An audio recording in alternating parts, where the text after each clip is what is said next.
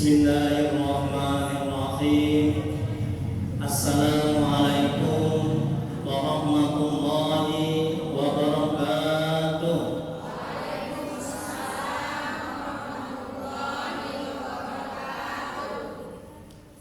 Alhamdulillahirabbil alamin wa bihi nasta'in ala umuri dunya waddin.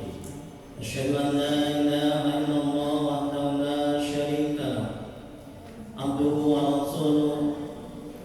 Allahumma shalli ala sayyidina Muhammad abdika wa rasulika nabiyil ummi wa ala alihi washabihi ajma'in. Rabbi ishrah li sadri wa yassir li amri wahlul min lisani yafqahu qawli. Rabbana zidna ilma warzuqna fahma waj'alna minasy shalihin. Ya Allah ya Rahman ya Rahim, ampuni ya Allah dosa kedua orang tua kami, ampuni ya Allah dosa kami ya Allah. Ya Allah, mudahkan kami mencari ilmu, mudahkan kami mempelajari ilmu, mudahkan kami ya Allah memahami ilmu dan mengamalkannya. Ya Allah, berkahi majelis ini, berkahi rumah kami ya Allah. Amin ya rabbal alamin. Mari kita mulai pengajian manajemen hati. Pada hari ini akan membacakan kitab. Adapun pahalanya kita hadiahkan kepada Nabi Muhammad SAW beserta dan sahabat-sahabatnya. Kemudian kepada tabi'in, tabi'in untuk Syekh Muhammad Al-Jailani, untuk Syekh Imam Ibnu Athaillah As-Sakandari, untuk guru-guru kita, kedua orang tua kita, serta tokoh muslim dan muslimah pada umumnya. Al-Fatihah. A'udzu billahi minasy syaithanir rajim.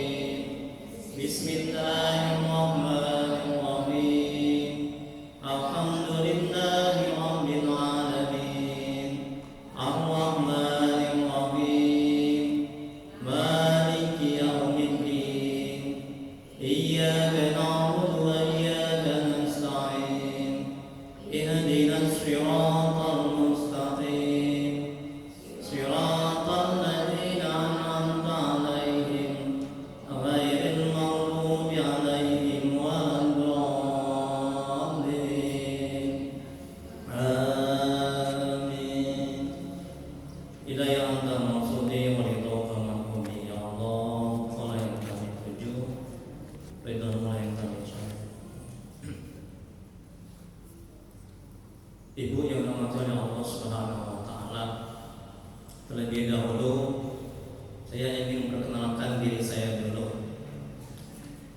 Majelis Taklim Manajemen Hati.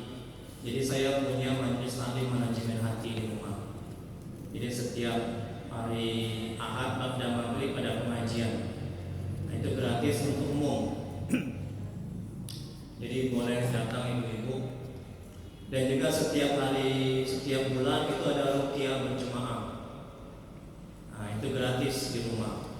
Tapi untuk sementara diliburkan dulu ya, karena Covid belum selesai. Kemudian berikutnya, nama saya Ustaz Riyudya Sandika, SSMHUM, dosen tetap UIN. Jadi saya S2, dosen tetap UIN, dosen terbaik 2009, Santri Al-Amin Madura. Jadi saya mengajar Al-Quran, Iqra, ya ruqyah, muhasabah dan juga bahasa Inggris. Dan juga saya juga berdakwah di media sosial seperti FB, Facebook, IG, Instagram dan juga YouTube. Nah, jadi ibu boleh like, share, and subscribe YouTube saya. Nah, ini lagi direkam, jadi bisa lihat di YouTube. Ya. Nah, nama YouTube-nya Ustaz Riyudya Sandika Official. Kemudian ini nomor WA, dan juga saya juga punya grup di WA namanya Grup Manajemen Hati. Jadi ibu boleh bergabung. Jadi saya juga aktif. Di samping juga saya ngisi pengajian, saya dosen, saya meruqyah, mengobati orang yang kemasukan setan, jin, diguna-gunai, dibuat-buat, didukuni, segala macam penyakit. penyakit jasmani maupun rohani atas izin Allah sembuh. Bisa jadi di YouTube saya itu, nah itu saya rekam itu. Ada yang menggelepan, ada yang muntah darah di ruqyah, ya. Ada yang anaknya nakal, nggak menurut di ruqyah, alhamdulillah atas izin Allah sembuh. Ada pertanyaan Bu tentang identitas saya? Satu lagi, saya adik Ibu Haja Ningsih. Adiknya ada? Iya, tadi dia telepon saya minta izin. Ya. Ibu Haja Ningsih. Ya. Dia minta izin nggak bisa datang. Ada pertanyaan Bu mengenai identitas saya? Alamatnya di samping Tapian Daya. Jadi kalau kita dari sini, kita dapat jalan aluminium sebelum Tapian Daya, masuk sebelah kiri komplek BI. Atau boleh juga dari sebelah rumah sakit Hermina, Jalan Sama. Nggak jauh dari sini. Di belakang Masjid Al-Makruh, Ampera 2, Ampera 1 bisa. Iya. Ada lagi pertanyaan Bu? Jadi kajian kita kali ini adalah kajian manajemen hati. Jadi saya ambil kitab dari kitab Halikam karangan Syekh Imam Ibnu Athaillah Sakandari. Jadi kitab ini sangat terkenal sekali dan banyak digunakan di pesantren-pesantren. Ya, kitab Halikam. Ini tentang hati, bagaimana cara menata hati kita supaya nggak dengki, iri, takabur, supaya nggak sombong. Kemudian supaya kita bisa sholat khusyuk, macam mana? Itu harus ditata hati kita. Ya. Nah, kemudian agar kita bisa meruqyah, mengobati orang juga harus diperbaiki hati kita. Ya. Dan kitab Halikam ini sudah banyak diterjemahkan di banyak bahasa. Ada bahasa Inggris, aslinya bahasa Arab ya, bahasa Inggris, bahasa Jerman, ya, bahasa Belanda dan banyak bahasa. Ini sangat terkenal sekali ya kitab Halikam ini. Dan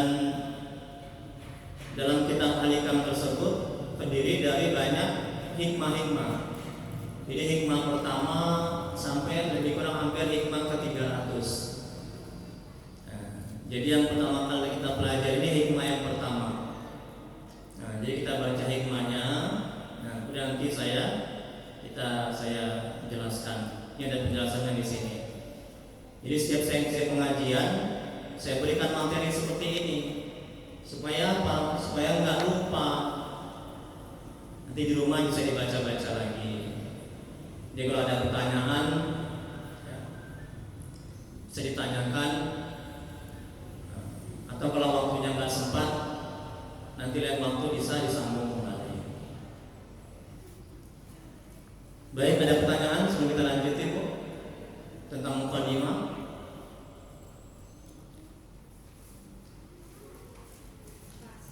Pas, ya. Baik, hikmah yang pertama, Syekh Imam Ibnu Athaillah Sakandari, semoga Allah merahmati dan meridhoinya.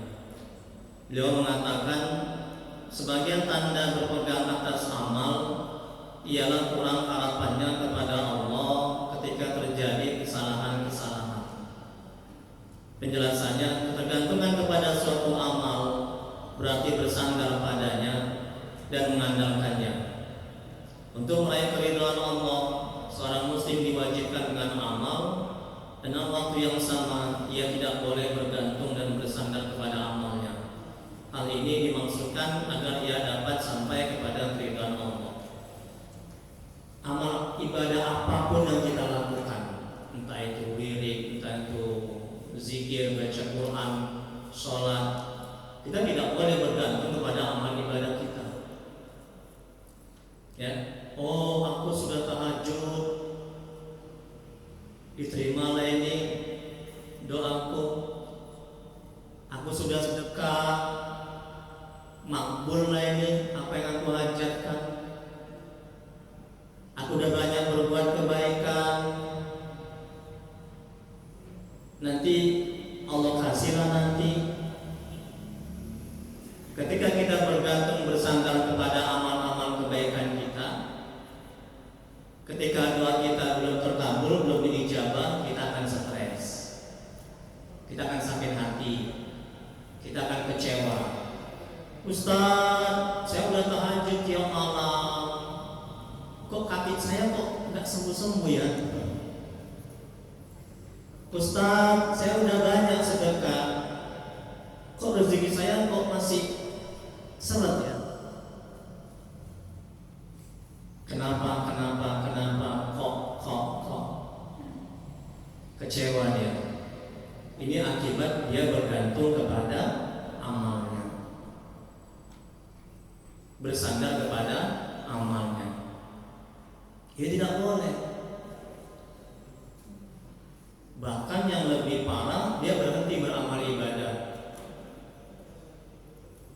Karena dia banyak beribadah, tapi dia miskin juga.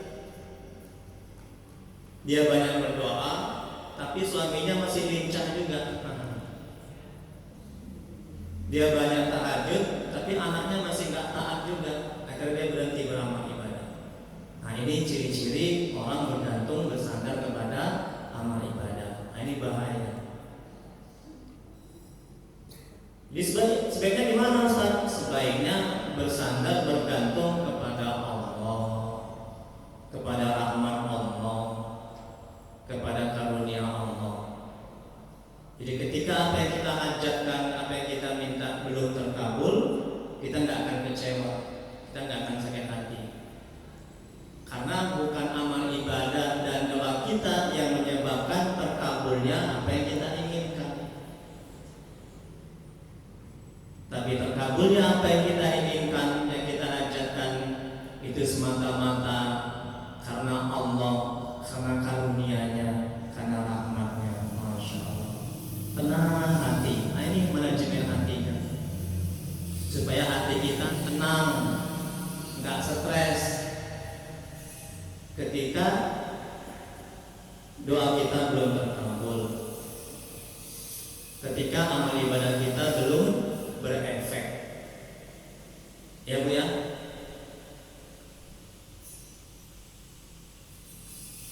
Baik, berikutnya Imam Ghazali mengatakan, ya berikutnya Bu, alinea berikutnya itu di kertasnya.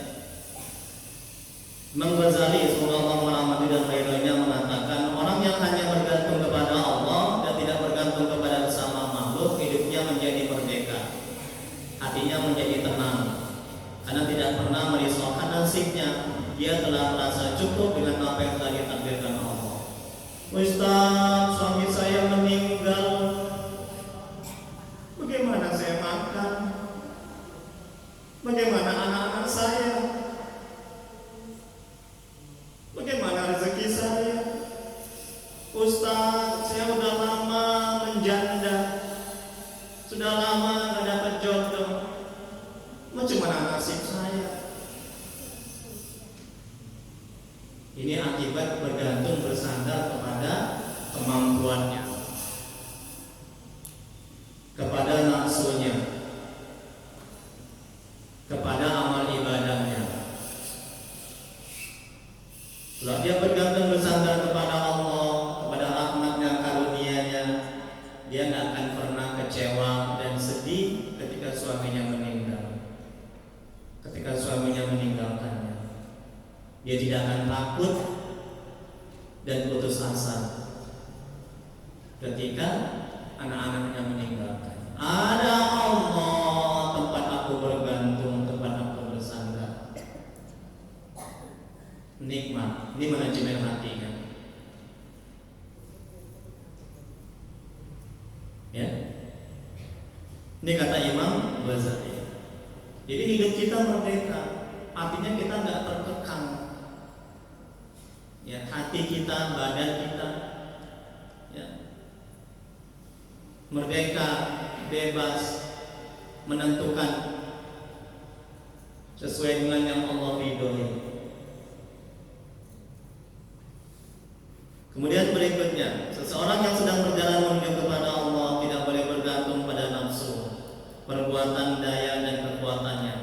Dia hanya boleh bergantung pada karunia, pertolongan, petunjuk dan pemberian Allah. Tengok kata Imam. Dia hanya boleh bergantung kepada karunia, pemberian Allah, kepada Allah, kepada karunia-Nya. Ya. Firman Allah dalam Al-Quran yang artinya ini semata-mata dari karunia Tuhanku untuk menguji padaku apakah bersyukur atau kufur, lupa kepada Allah. Maka siapa yang bersyukur maka syukur itu untuk dirinya, dan siapa yang kufur maka Tuhanku zat yang terkaya lagi pemurah, tidak berhajat sedikit pun dari makhluknya, bahkan makhluk yang berhajat kepadanya. Quran surah An-Naml ayat 40. Nih, jadi semata-mata kata Allah karunia Allah. Ya. Jadi kita bisa ibadah karunia Allah. Kita bisa beli pakaian karunia Allah. Kita bisa taat karunia Allah. Semata-mata semuanya karunia Allah. Bukan karena kita, bukan karena suami kita. Ya Bu ya. Jadi kalau kita belajar manajemen hati, kita nggak akan pernah sedih. Kita akan terampil untuk menata hati kita ketika kita mendapat musibah apapun. Tapi kalau kita nggak terampil menata hati kita, memanajemen hati kita, kita akan sulit untuk bisa bersabar ketika mendapat musibah apapun. Kemudian berikutnya, betapapun seorang hamba telah melaksanakan suatu amal, ia tidak dapat menunaikan hak Allah dan tidak dapat melakukan kewajiban untuk mensyukurinya. Firman Allah dalam Al-Quran, sekali-sekali tidak manusia itu belum melakukan apa yang diperintahkan Allah kepadanya. Quran surah Abasa ayat 23. Nih,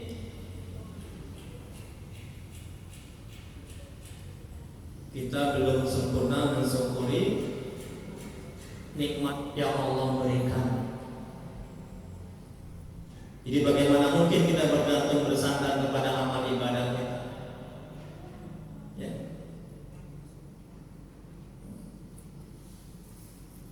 Karena itu seorang muslim dituntut untuk tidak bergantung kepada amalnya. Rasulullah SAW bersabda yang artinya, berlakulah kamu setepat dan sedekat mungkin, tidak berlebihan dan tidak kurangi. Ketahuilah bahwa amal salah seorang dari kalian tidak akan masukkannya ke dalam surga. Mereka bertanya, engkau pun tidak? Ya Rasulullah, baginda bersabda, aku pun tidak. Hanya saja Allah meliputiku dengan ampunan dan rahmat. Diriwayatkan oleh Imam. Tengok, kita masuk surga bukan karena amal ibadah kita, dikatakan Nabi, sekalipun Nabi, tapi karena rahmat Allah, kasih sayang Allah, karena ampunan Allah. Sekali lagi, bagaimana mungkin kita mengandalkan amal ibadah kita? Ya.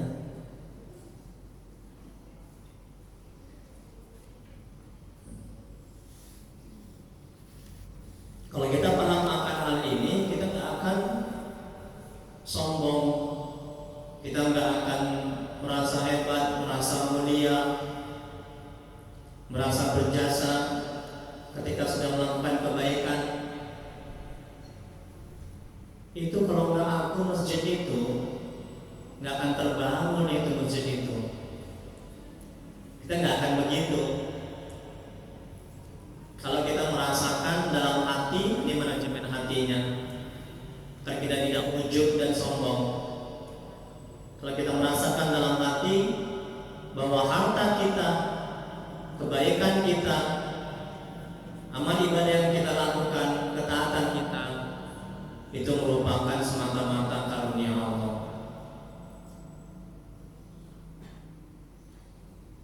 Pemberian Allah atas izin Allah, atas daya dan upaya, bantuan pertolongan Allah. La haula wala quwata illa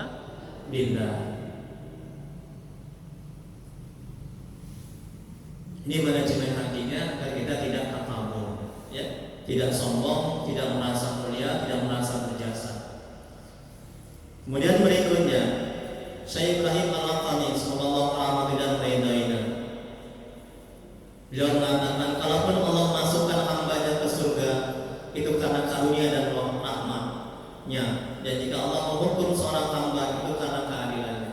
Semua karena rahmat Allah. Ya, jadi jangan bergantung bersandar kepada amal.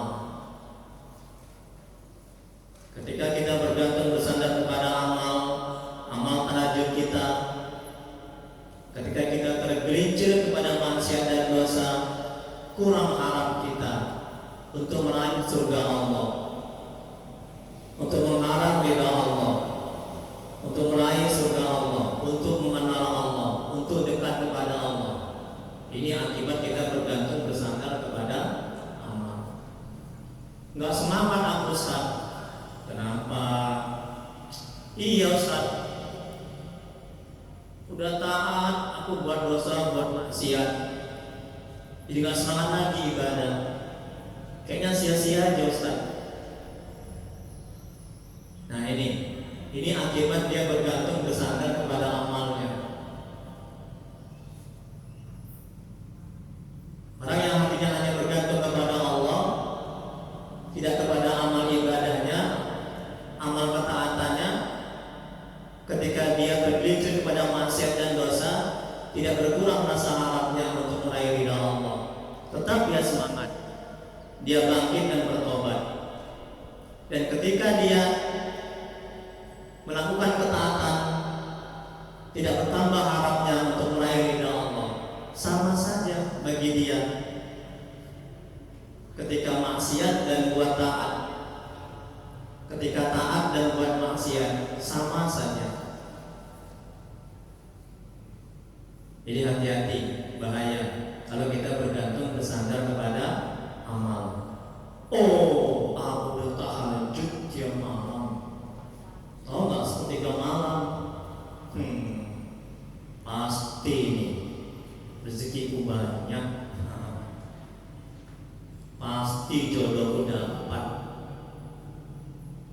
Pasti anak taat. Sama kalau saya meruqyah mengobati orang, saya bacakan Yasin, ayat kursi 7 kali, Al-Fatihah 7 kali, Al-Ikhlas, Falaq, An-Nas, pakai daun bidara. Jadi hati, akal, pikiran saya bergantung kepada Allah, kepada rahmatnya, kepada karunia-Nya. Alhamdulillah, atas izin Allah sembuh. Enggak diganggu jin, enggak disantet lagi, enggak diguna-gunai lagi. Coba tengok YouTube saya. Ya. Nah, ini kalau kita bergantung bersandar, jadi sembuh pasien saya bukan karena bacaan saya, bukan karena saya. Oh Ustaz, dari pesantren Madura jauh, Al-Amin, Jawa Timur, makbul ini doanya, bagus bacaannya, orangnya alim, umpama seperti itu. Tidak, semata-mata karena Allah, karena rahmatnya, karena karunia-Nya, maka bisa sembuh. Kalau kita bersandar bergantung kepada bacaan Yasin kita, bacaan ayat kursi kita, ketika kita meruqyah, itu tidak akan sembuh, tidak akan sehat. Kalaupun sembuh dan sehat, tidak akan ada berkahnya, tidak ada kebaikan.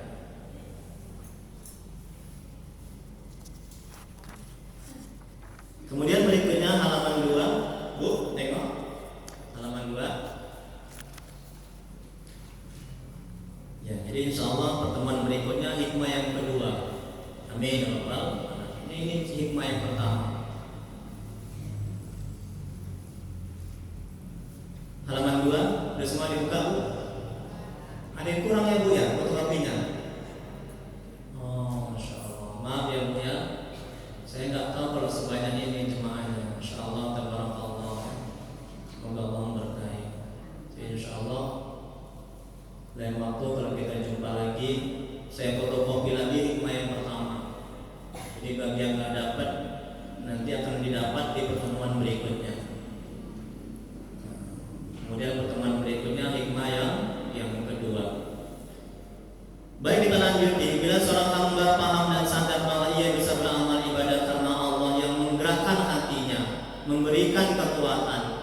kemampuan kepadanya, ia akan bisa ikhlas dalam beramal dan tidak menginginkan surga dan dijauhkan dari api neraka dalam menjalankan amal ibadah. Tengok nih Bu, ini salah satu cara agar bisa ikhlas,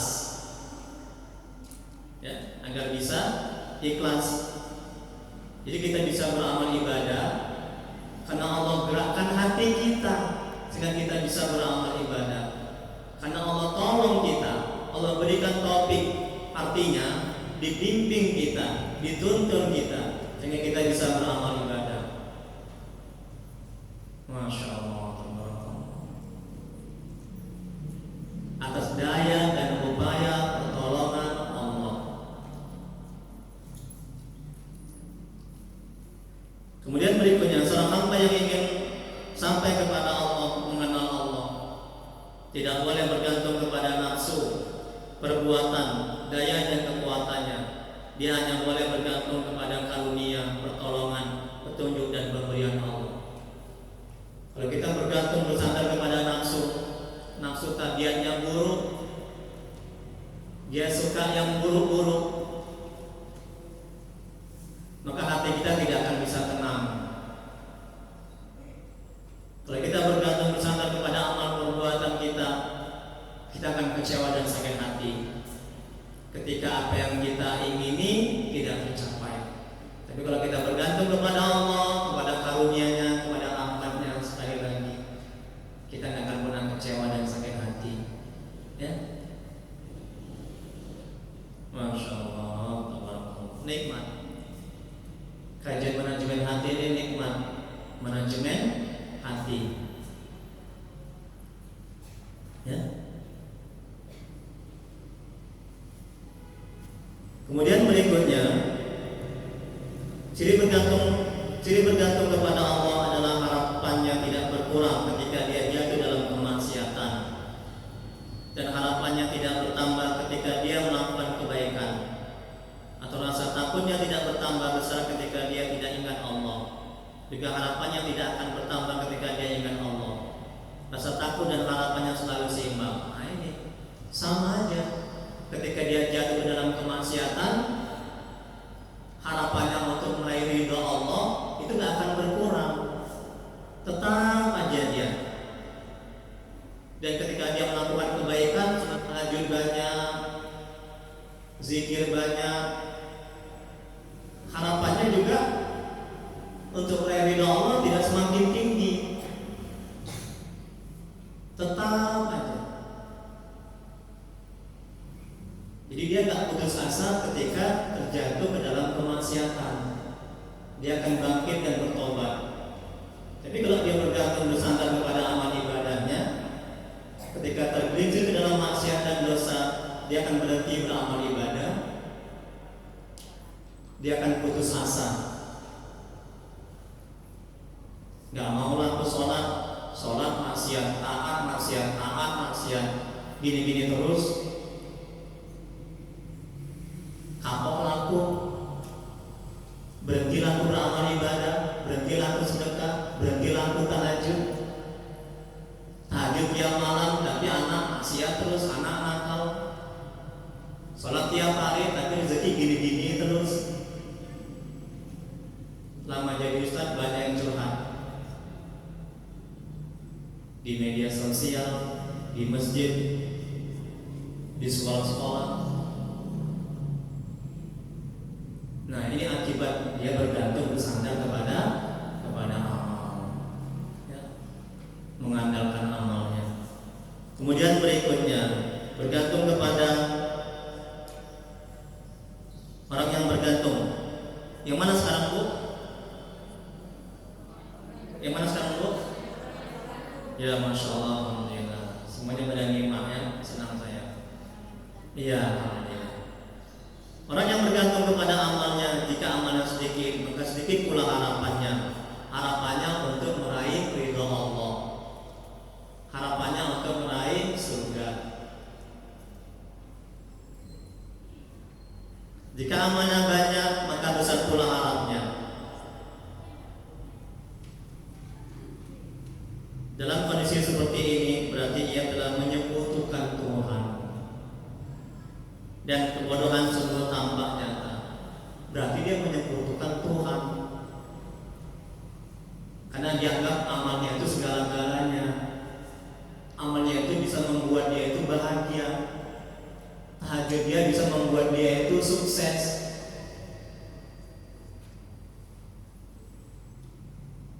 Ini bahaya.